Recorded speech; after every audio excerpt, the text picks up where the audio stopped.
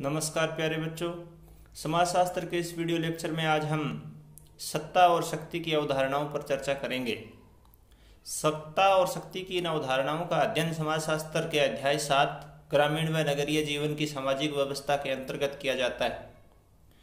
सबसे पहले सत्ता और शक्ति की अवधारणाओं पर आगे बढ़ने से पहले सत्ता और शक्ति का अर्थ हमें जान लेना बड़ा आवश्यक रहेगा। हम बारी बारी से शक्ति और सत्ता के अर्थ, विशेषताएं इत्यादि के बारे में विस्तार से चर्चा करेंगे। प्यारे बच्चों, सामाजिक व्यवस्था शक्ति के बिना संभव नहीं है, ऐसा विभिन्न समाजशास्त्रियों का मानना है।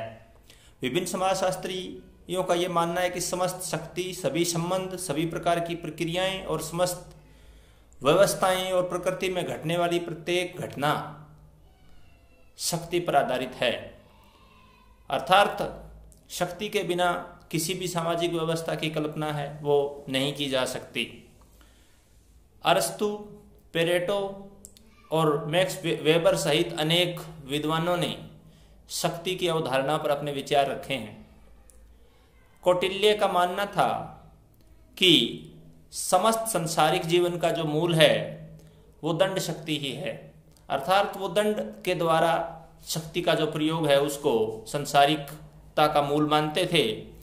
इसी प्रकार से नियंत्रण के रूप में समाज में सुरक्षा, शांति, व्यवस्था, न्याय, स्वतंत्रता और सभ्यता के विकास और प्रगति के लिए शक्ति आवश्यक है।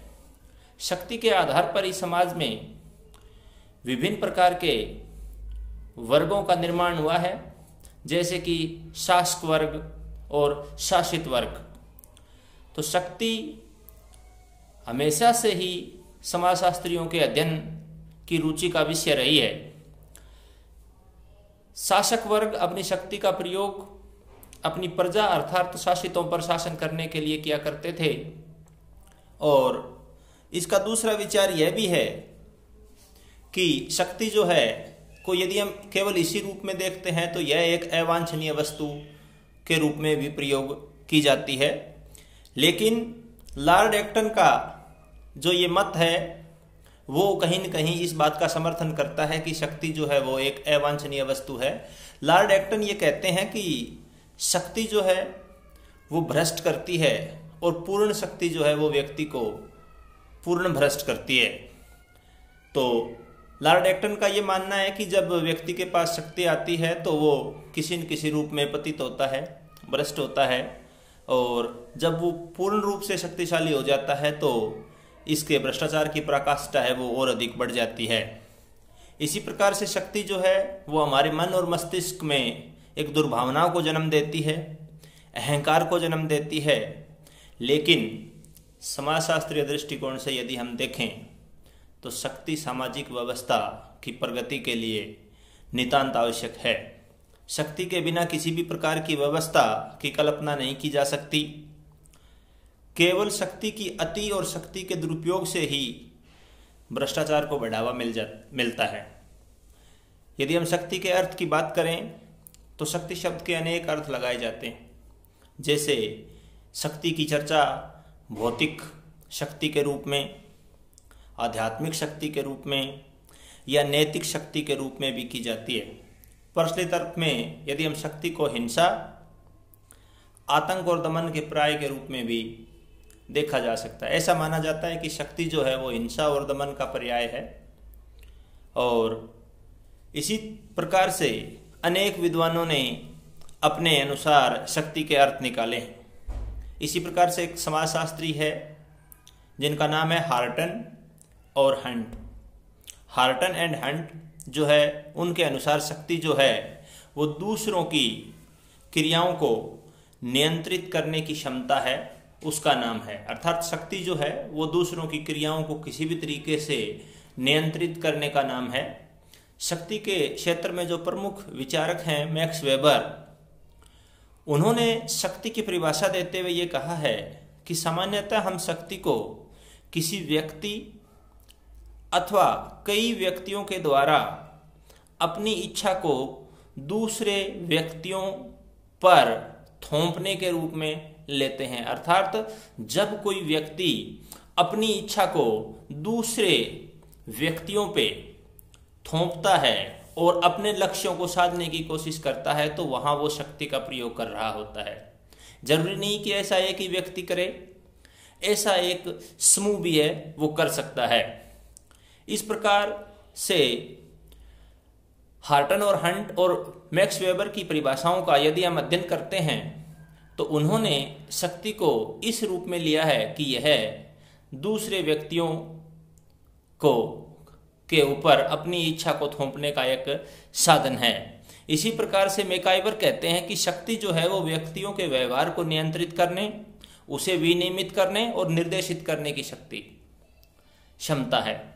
तो शक्ति जो है वो किसी भी दूसरे व्यक्तियों के व्यवहार को विनियमित करने, उन्हें दिशा देने और उनको नियंत्रित करने की एक क्षमता है। तो इस प्रकार से जब हम विभिन्न विद्वानों की शक्ति से संबंधित दी गई परिभाषाओं का सार रूप में वर्णन करते हैं तो हम इस नतीजे पे पहुंचते हैं कि विभिन्न मनुष्य के जीवन के अनेक लक्ष्य होते हैं, अनेक उद्देश्य होते हैं और उन उद्देश्यों को प्राप्त करने का वह प्रयास करता है। अपने लक्ष्यों को प्राप्त करने के लिए मनुष्य शक्ति को एक साधन के रूप में प्रस्तुत करता है और दूसरे व्यक्तियों के व्यवहारों को प्रभावित करता है। और जब उस प्रभावित करने की प्रक्रिया के दौरान जब वह दूसरे व्यक्तियों के कुछ क्षेत्राधिकार का अतिक्रमण करता है या उसमें दखल देता है, वो किसी भी तरीके से हो सकता है, तो उस समय वो शक्ति का प्रयोग कर रहा होता है। तो कुल मिलाकर के हम कह सकते हैं कि शक्ति जो है वो अपनी इच्छा अनुसार दूसरे लोगों की क्रियाओं को नियंत्रित करने का एक साधन मात्र है। हालांकि शक्ति जो है वो एक अनेकार्थी शब्द है, इसके कई अर्थ लिए जा सकते हैं। विभिन्न अर्थों और संदर्भों में शक्ति का जो प्रयोग है वो किया जाता है। उसमें किसी देश के शासन अध्यक्ष के लिए जब ये कहा जाता है कि वह बहुत शक्तिशाली है या उसे बहुत शक्तियां प्राप्त है, तो उसे हम कई संदर्भ में देख सकते हैं। हो सकता है कि उसे संविधान से शक्तियां प्राप्त हो, कानून से शक्तियां प्राप्त हो सकता है कि उसे सैन्य शक्ति प्राप्त हो। तो ये शक्ति का यहाँ जो रूप है वो स्पष्ट नहीं हो पाता है। अनेकार्थी शब्द है, इसका स्थिति की वास्तविकता के अनुसार ही प्रयोग किया जाता है। शक्ति के लिए यह भी आवश्यक है कि शक्ति का प्रयोग किन लोगों पर किया जाना है। तो जब हमने शक्ति की अर्थ और परिभाषाओं को जाना है तो हम इस नतीजे पे पहुंचे हैं कि शक्ति जो है वो अपने उद्देश्य को प्राप्त करने के लिए, अपने लक्ष्य को साधने के लिए दूसरों की क्रियाओं या उनके व्यवहार को नियंत्रित, विनियमित और निर्देशित करने की क्षमता का नाम है। शक्ति का अर्थ जानने के बाद हम शक्ति की विशेषताओं पर बात करते हैं। यदि हम शक्ति की विशेषताओं की बात करें तो सबसे पहली विशेषता जो है शक्ति के लिए आवश्यक है वो ये है कि शक्ति की अवधारणा के लिए व्यक्तियों का होना बहुत आवश्यक है। व्यक्तियों का होना आवश्यक है। इससे मेरा अभिप्राय यह है कि हम केवल वस्तुओं और विचारों को शक्ति नहीं कह सकते।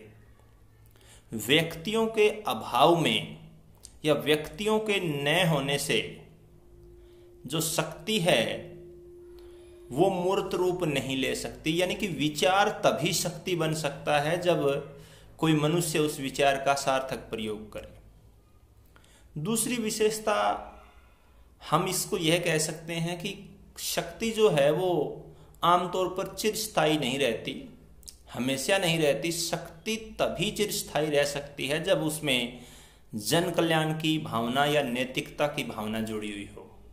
यदि उसमें नैतिकता की भावना जुड़ी हुई नहीं है, जन कल्याण की भावना जुड़ी हुई नहीं है, तो वो शक्ति बहुत अधिक लंबे समय तक चलने वाली नहीं है। दूसरा, शक्ति दूसरों के द्वारा प्रतिरोध करने पर भी सफल है। इसके अतिरिक्त इसकी विशेषताओं में हम ये भी कह सकते हैं कि शक्ति का कोई न कोई उद्देश्य अवश्य होता है। जब हम अपनी शक्ति का प्रयोग किसी पे करते हैं या कोई दूसरा व्यक्ति हमारे ऊपर अपनी शक्तियों का प्रयोग करता है तो उसका कोई न कोई उद्देश्य आवश्यक होता है। शक्ति के अनेक रूप हो सकते हैं, जैसे बल प्रयोग, सत्ता, प्रभाव की शक्ति। और शक्ति जो है वो सभी मानवीय समाजों में पाई जाती है। शक्ति को न केवल अर्जित किया जा सकता है बल्कि उसे संवर्धित और सुदृढ़ भी किया जा सकता है, अर्थात शक्ति में वृद्धि की जा सकती है। इस बात की संभावना हमेशा रहती है। शक्ति मानवीय क्षमता का ही नाम है। तो हमने शक्ति के इन विशेषताओं पर अभी चर्चा की। शक्ति की विशेषताओं को समझने के बाद हम आगे बढ़ते हैं शक्ति के स्रोत पर। जब कोई व्यक्ति, संगठन या समूह शक्तिशाली कहलाता है या शक्तिशाली होने का दावा करता है तो उन्हें वो शक्ति किसी न किसी स्रोत से प्राप्त होती है। इतिहास में यदि हम बात करें Napoleon, Hitler, Abraham Lincoln, Lenin या महात्मा गांधी जैसे व्यक्तियों की, आमतौर पे हम मानते हैं कि ये जो व्यक्ति थे वो बहुत ही शक्तिशाली थे, किंतु इनकी शक्ति के पीछे कोई स्रोत अवश्य था। बिना स्रोत के ये व्यक्ति शक्तिशाली नहीं हो सकते। इसी प्रकार से हम शक्ति के कुछ स्रोत की चर्चा करेंगे। शक्ति के जो स्रोत का अर्थ है कि शक्ति कहाँ से आती है। कोई व्यक्ति शक्तिशाली होता है तो वो शक्तिशाली कैसे हो सकता है, उसका क्या स्रोत है। तो शक्ति का एक बड़ा स्रोत हो सकता है ज्ञान। ज्ञान शक्ति का प्रथम स्रोत होता है। जिस व्यक्ति को ज्ञान होता है वो व्यक्ति शक्तिशाली माना जाता है, क्योंकि वह अपने लक्ष्यों और इच्छाओं को नियोजित ढंग से पूर्ति करने की क्षमता रखता है और यही क्षमता उसे शक्तिशाली बनाती है। इसके अतिरिक्त एक और स्रोत है शक्ति का, वो है प्राप्तियां और उपलब्धियां। प्राप्तियां का अर्थ है कि व्यक्ति जो कुछ प्राप्त करता है। उपलब्धियां उसकी क्या उपलब्धि है जो उसने हासिल किया है। यदि व्यक्ति अपने दम पर कुछ उपलब्धि पा लेता है तो उसकी शक्ति में वृद्धि होती है। तो इस प्रकार प्राप्तियां और उपलब्धियां व्यक्ति को या किसी समूह को शक्तिशाली बनाती है। इसके अतिरिक्त शक्ति का एक अन्य और स्रोत है संगठन। संगठन शक्ति का प्रमुख स्रोत है। आमतौर पे कहा भी जाता है एकता में बल है, संगठन ही शक्ति है।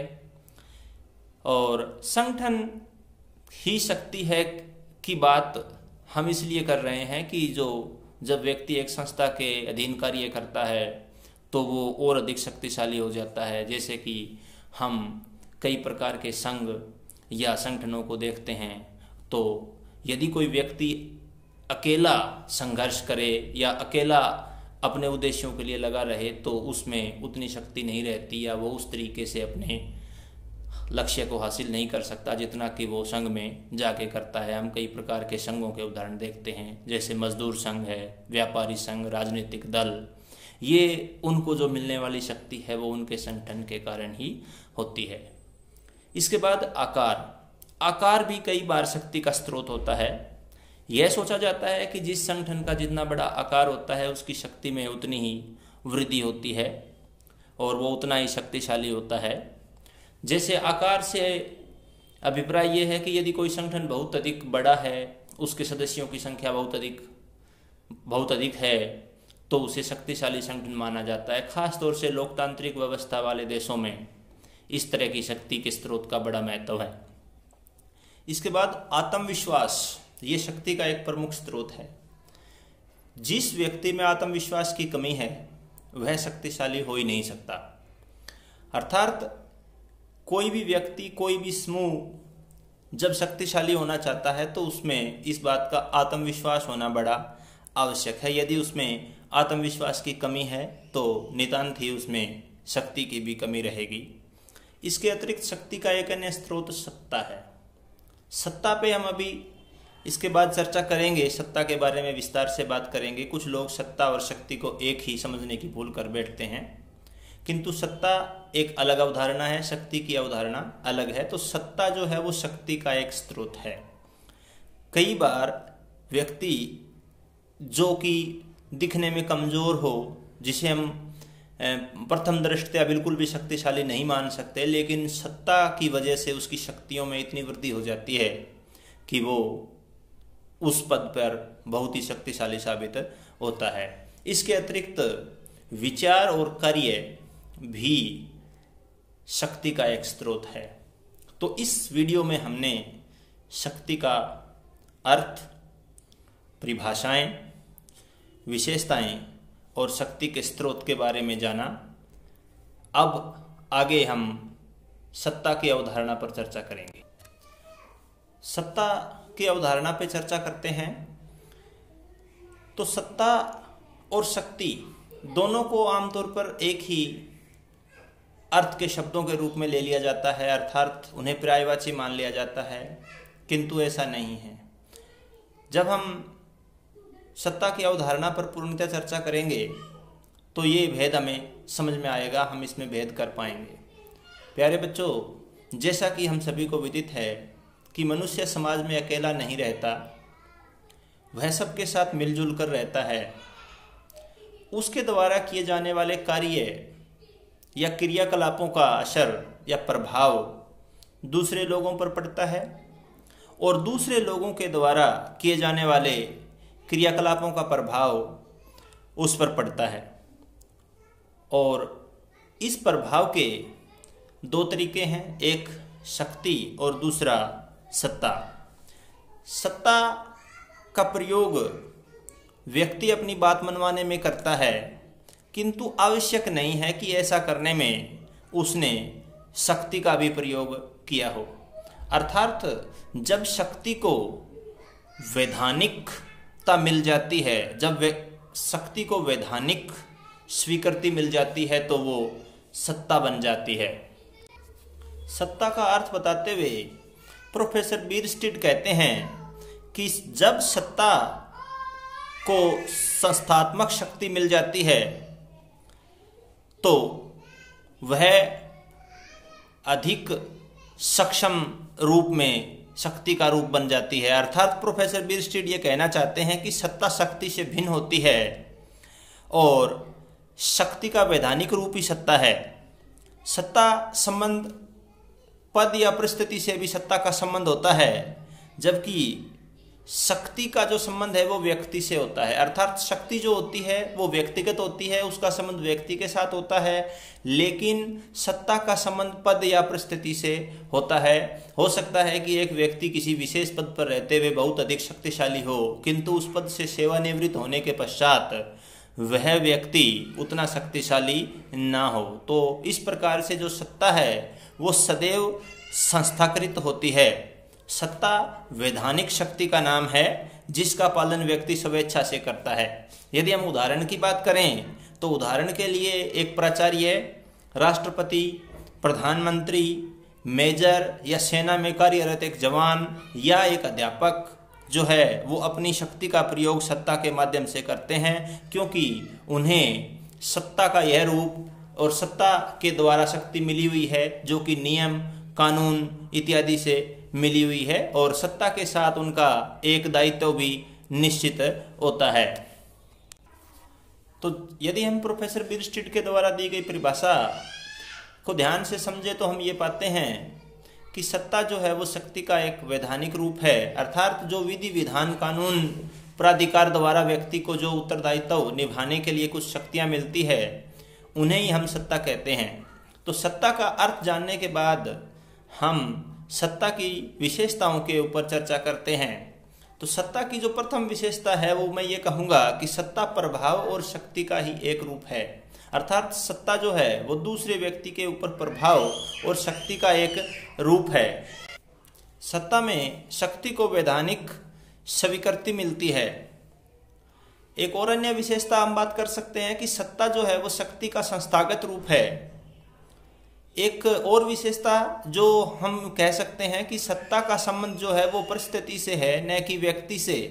जहां हमने शक्ति में ये बात देखी थी कि शक्ति जो है वो व्यक्ति से संबंधित होती है, जबकि सत्ता जो है वो व्यक्ति की पद और परिस्थिति से संबंधित होता है। जैसे कि मैं आपको पहले ही बता चुका हूं कि मान लीजिए कि किसी अमुक पद पर रहते हुए एक व्यक्ति बहुत सी शक्तियों का प्रयोग करता है, किंतु एक पद विशेष से सेवानिवृत्त होने के पश्चात वह उतना शक्तिशाली नहीं रह जाता।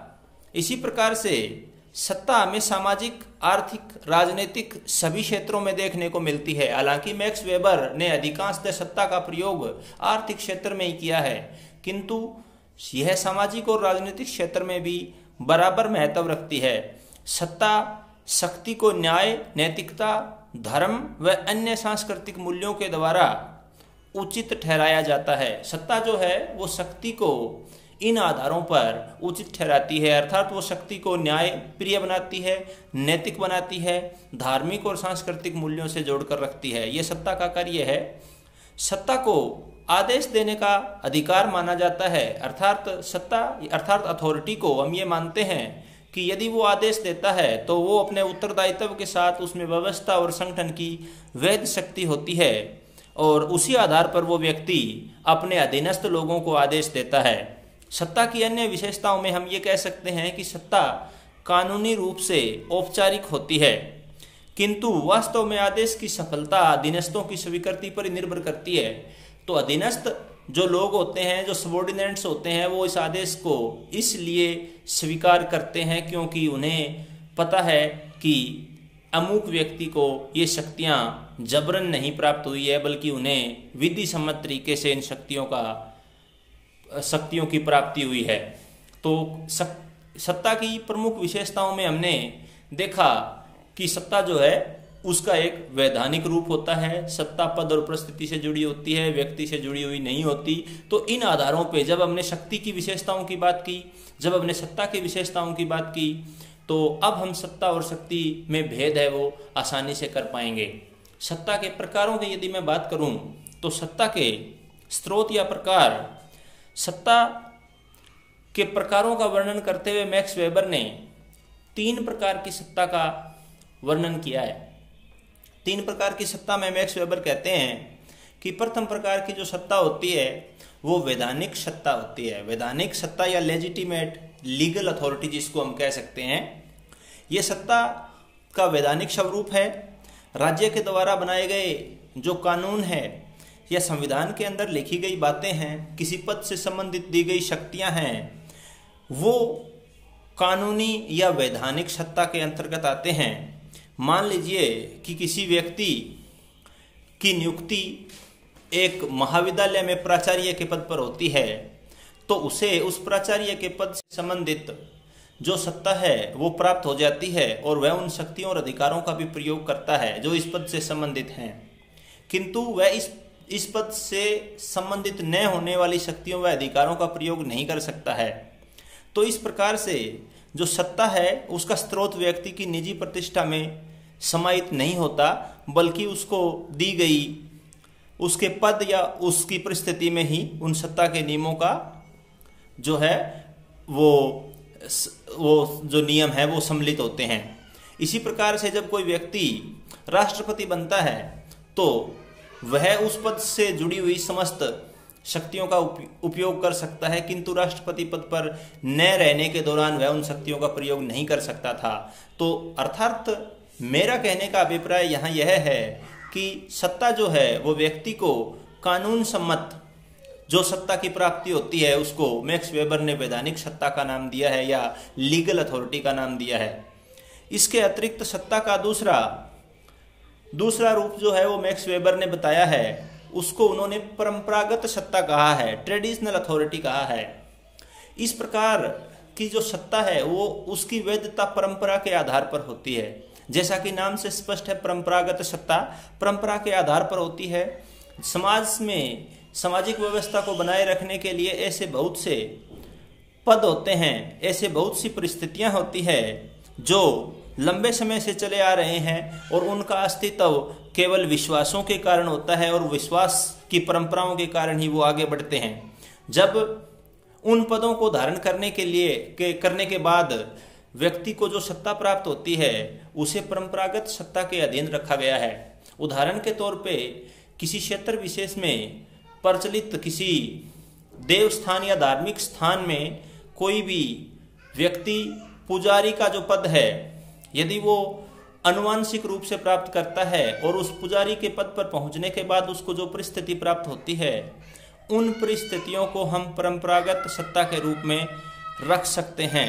सत्ताधारी अपने आदेशों का पालन करने के लिए लोगों को यह कह करके आश्वस्त करते होते हैं कि यह बात परंपरा में थी, अर्थात वो जब भी अपने सत्तागत अधिकारों का प्रयोग करते हैं तो वो परंपराओं का हवाला देते हैं और लोग भी उनको इसी बात से वैध मानते हैं या इसी बात में उन्हीं की स्वीकृति होती है कि ये बात परंपरा में चली आ रही थी। इसी प्रकार से प्रेम और निष्ठा जो भूतकाल में लोग इस प्रकार के खासतौर से आध्यात्मिकता में इन चीज़ों का प्रयोग करते हैं, वो इसी प्रकार की सत्ताओं का प्रयोग करते होते हैं। इसी प्रकार से हम ग्रामीण समाज में देखते हैं कि खाप पंचायतें, जाति पंचायतें या ग्राम पंचायत के अन्य जो स्वरूप हैं वो इसी प्रकार की सत्ता को प्रदर्शित करते होते हैं। इसी प्रकार से यह सत्ता जो है वो वैधानिक सत्ता के मुकाबले काफ़ी सीमित होती है। तीसरे प्रकार की जो सत्ता है वो मैक्स वेबर ने बताई है, उसको चमत्कारिक या क्रिस्माई सत्ता बोलते हैं, क्रिस्मेटिक अथॉरिटी जिसको हम कहते हैं। कई बार हम देखते हैं कि कोई व्यक्ति विशेष के पीछे बहुत बड़ा जन सैलाब या बहुत बड़ा जन समर्थन होता है। जैसा कि उदाहरण के लिए यदि हम बात करें कि भारतीय स्वतंत्रता संग्राम के दिनों में महात्मा गांधी जो थे वो एक बड़े जन नेता के रूप में उभरे, अर्थात उनके पीछे जनता की शक्ति थी और उनके नेतृत्व का करिश्मा था। इसी प्रकार से संसार में अन्य उदाहरण भी हमें मिलते हैं। तो इस प्रकार की जो सत्ता होती है वो किसी व्यक्ति विशेष के नेतृत्व क्षमता से प्रभावित होकर के, उसके गुणों से प्रभावित होकर के व्यक्ति को दी जाती है और उसकी स्वीकृति जनता में इसी करके होती है। तो इस प्रकार की जो सत्ता है उसको क्रिस्माई या चमत्कारी सत्ता कहा जाता है। ये सत्ता का महत्व इसलिए भी अधिक है कि चमत्कारिक नेतृत्व के गुण हर किसी व्यक्ति में नहीं पाए जाते। ये अलौकिक क्षमता से संपन्न व्यक्ति, धार्मिक क्षमता से संबंधित व्यक्ति या अन्य देवी शक्ति के रूप में भी इसको जो लोग हैं वो मानते हैं। ये नेतृत्व पूजा के विश्वासों में निहित होने वाली शक्ति होती है और चमत्कारी सत्ता की वैधता जो है वो जादुई शक्ति, देवी शक्ति या अलौकिक शक्ति के आधार पर भी लोग मानते हैं। जैसे कि मैं आपको एक उदाहरण देना चाहूँगा। झारखंड में आदिवासियों के एक बहुत बड़े नेता हुए हैं बिरसा मुंडा। बिरसा मुंडा ने आदिवासियों या आदिवासी समाज में फैली कुरीतियों को दूर करने के लिए अलौकिक शक्तियों का सहारा लिया या धर्म का सहारा लिया।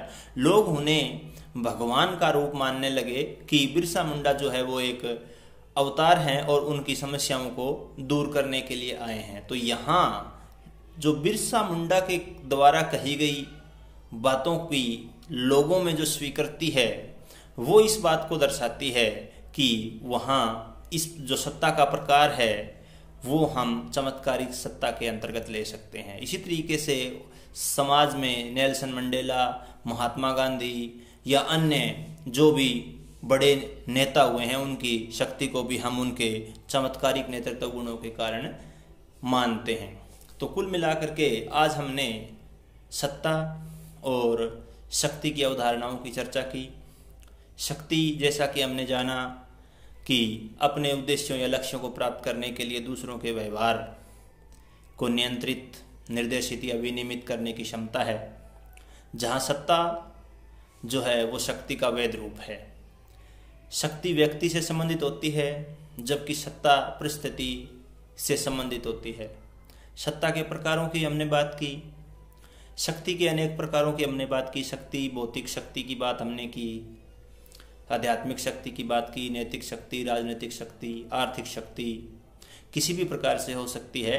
और सत्ता के जो प्रकार मैक्स वेबर ने 3 महत्वपूर्ण प्रकार बताए जिनका समाजशास्त्र में बार बार जिक्र किया जाता है।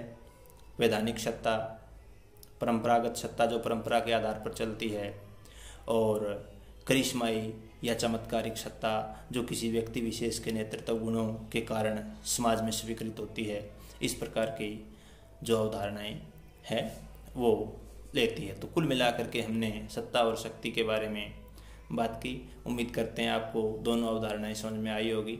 धन्यवाद।